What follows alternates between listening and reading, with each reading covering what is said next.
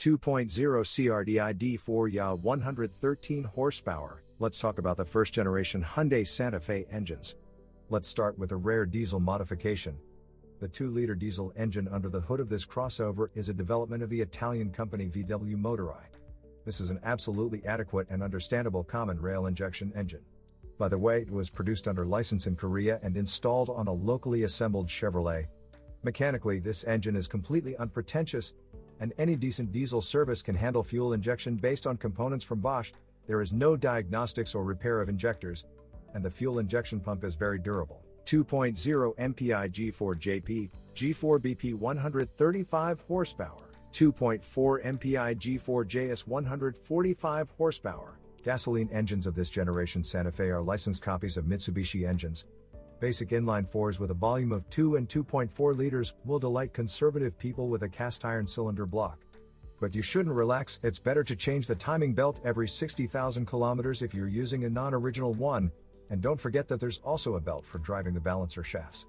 When it breaks, it often gets pulled under the timing belt, which ends badly, and you shouldn't skimp on oil, because balancers can jam with dire consequences for the motor. Also, due to contaminated oil, hydraulic compensators begin to click loudly. Some owners have had to replace them all. Traditionally, the rubber seals of these engines cannot withstand high mileage. For example, oil will vigorously ooze from under the valve cover and fill the cylinder block and spark plugs. Sometimes the camshaft sensors and NOx sensors are acting up on these engines. 2.7 V6 MPI G6 BA 173 horsepower. The 2.7-liter petrol V6 is a Hyundai development, although it is inspired by the 2.5-liter Japanese V6. This engine has a light alloy-lined cylinder block. The engine is reliable and simple, except for the problematic dampers that change the geometry of the intake manifold. The bottom line is that the dampers are screwed to the axis with pairs of screws. These screws can unscrew and fly into the cylinders along with the valves. The best thing to do is to double-check them and screw them into place using thread locker. If play in the damper axis is detected, you will have to remove it and install a repair kit of new bushings. The 2.7-liter V6 also willingly pours oil into its cylinder block through the valve cover gaskets. When running over 300,000 kilometers, it may be necessary to replace the valve stem seals that allow oil to enter the cylinders. 3.5 V6 MPI G6 200 horsepower. Sometimes there is a Santa Fe with a 3.5-liter engine.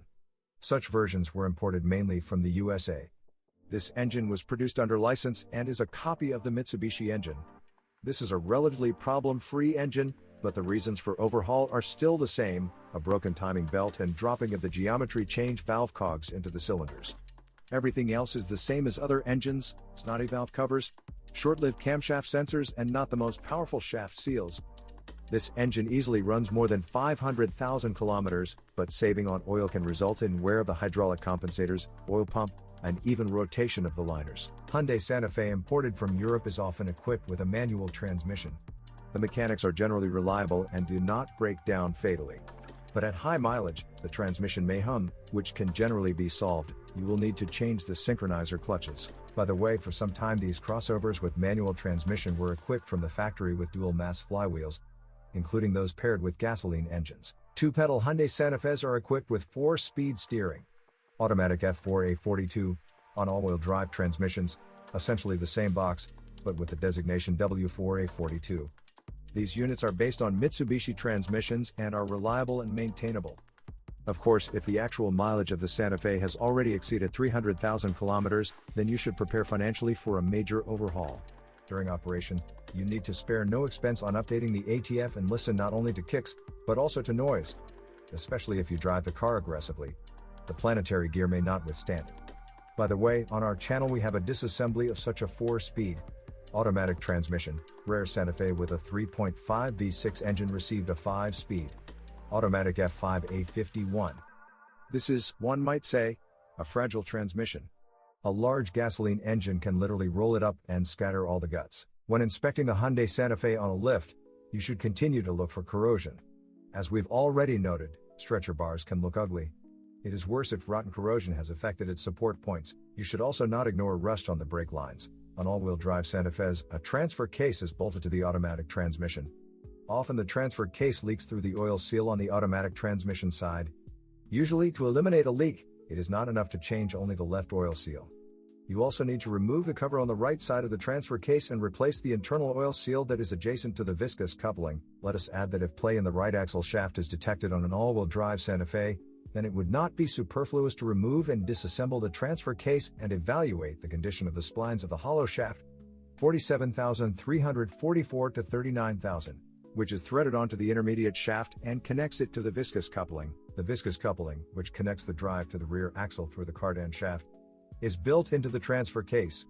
It is connected by teeth on its body to the drive gear of the angular gearbox. This crossover does not have any electronic connection to the rear axle. At high mileage, the viscous coupling ceases to perform its functions. The Santa Fe remains front-wheel drive, but this is usually discovered too late. The viscous coupling stops blocking because the silicone liquid inside simply flows into the transfer case housing. A suspicious light impurity appears in the oil. Sometimes the viscous coupling body simply cracks, which leads to this problem. Very rare services and craftsmen offer to repair the viscous coupling by filling it with new silicone fluid and solving the problem with its leakage. The power steering pressure and return hoses on many Santa Fe's fog up at the fittings. Subsequently, fogging turns into oil leakage from the system. You should not delay replacing hoses, because when the oil level in the system decreases, the power steering pump wears out quickly. The Santa Fe's suspension is completely independent, which is surprising for a car that was not equipped with a stabilization system and, in versions with weak engines, has drum brakes at the rear. The service life of the suspension consumables was not particularly long. The first replacements of silent blocks and support bearings occurred at mileages of up to 100,000 kilometers. If they installed non-original ones, then it is difficult to predict their mileage. But the pairs of silent blocks of the front levers and their balls are replaced and sold separately from the levers. Original ball joint $15, original silent blocks $20 to $25. The front silent blocks of the front suspension arms are attached to the subframe with 2 screws. The nuts for these screws are located inside the subframe and welded to it. When replacing silent blocks, these cage nuts often break off. In these cases, it is necessary to cut out inspection hatches in the subframe in order to re-weld the nuts. Mechanics at service stations do not always weld these holes. In addition, weld seams seriously corrode over time, and it happens that the subframe bursts along the line of one of the cuts. By the way, a lot of effort will go into replacing the front stabilizer bushings. Their mounting brackets are screwed from above to the front subframe. There is no access to them and the bolts, the engine shield is propped up here. You have to lower the front subframe as far as the muffler pipe will allow. Well, then, if you're lucky and the bolts of the bushing brackets haven't completely soured, you can blindly unscrew the bolts. Original bushings cost only $4. The rear wheels are mounted on 3 wishbones and 1 trailing arm. The tiny silent blocks and pin joints of the wishbones are not sold separately, but they last quite a long time. Each of the original rear levers will cost from $40 to $60. The primitive silent block of the transverse arm, covered with 2 rubber plugs, costs $40 in the original. We won't judge the body design. In general, Santa Fe is Hyundai's first crossover. There is no frame here, the body is load-bearing. In general, this car is built on the Sonata EV platform. So, the body of the Santa Fe is the most important thing you should pay close attention to. First, good news, the metal here is mostly galvanized, so it doesn't rust seriously or terribly. But you definitely need to keep an eye on the thresholds. Along their entire length at the bottom there is a weld, which is the first to turn into dust. Fortunately, only the seam rusts badly. Deep corrosion does not spread to the metal next to it. You also need to meticulously inspect all the plastic and seals located on the thresholds inside the doorways. Under these linings, everything that rubs the paint and causes corrosion collects. Then the lower corners of the door slowly turn red from the inside. On the back door everything is similar. The perimeter of the huge trim around the license plate can become overgrown with saffron milk caps. The Santa Fe from the USA does not have a rear windshield wiper. This is A+, because the corrosion around it, more precisely around its mounting hole, quickly reaches an area of the palm of your hand. And so, no hole, no problem. Another big area of the body is the rear arches, namely their edges and the steel mudguards inside. Corrosion often rages here, destroying the metal to holes. The front arches rust less intensively. The main thing here is not to miss the moment of corrosion spreading to the shock absorber support cups. The bottom as a whole does not rust to holes only on cars whose bodies have been exposed to salt, moisture and reagents for a long time. Mostly below, the corrosion is superficial, both on the floor and on the subframes. By the way, the original muffler also resists for decades and does not rust to holes. In search of corrosion on the body, It is worth inspecting the perimeter of all external moldings, including the trim on the hood, false radiator grille. Often the paint and zinc are worn down to the metal, so rust bugs crawl out from under the type of protective plastic. But paint chips from pebbles slowly turn red and do not lead to serious swelling of the paint. In the most advanced cases, corrosion appears under the sealing rubber of the rear folding glass and in the gutter on the roof under the plastic. It happens that corrosion corrodes the holes in the roof or bolted roof rails. Then through them the water from outside gets onto the ceiling upholstery. Sometimes the rear door handle breaks down. It can fall apart in cold weather if you pull it hard and many times.